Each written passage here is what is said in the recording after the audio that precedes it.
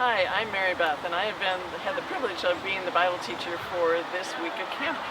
And it was just wonderful to interact with your kids in the chapel. They were just so good and so responsive to what I was saying and to what God was trying to do in them.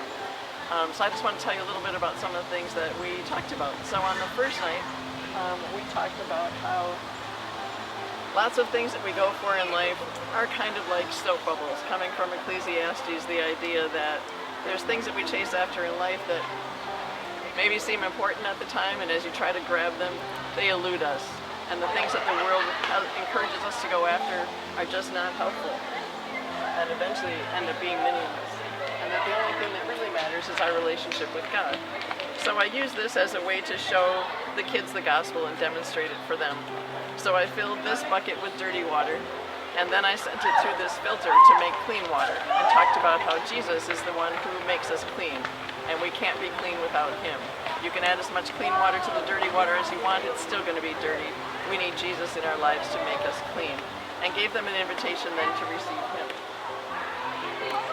The second night we talked about identity and who you are, and how sometimes what we look like on the outside and seem to other people doesn't line up with what's on the inside.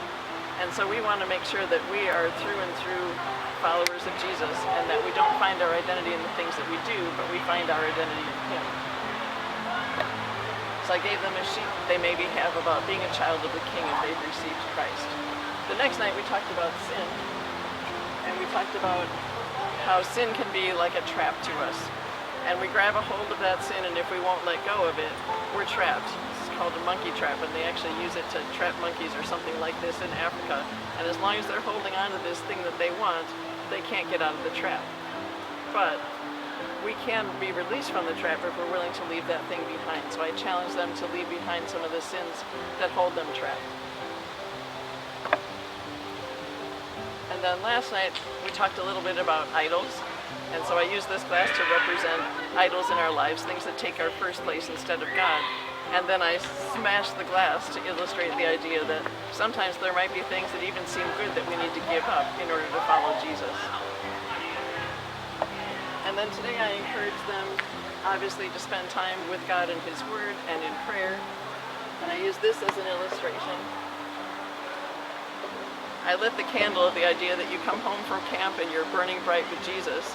And then after a while, you maybe get a lazy and sloppy. It's like putting this jar over the top, and we watch the flame go out.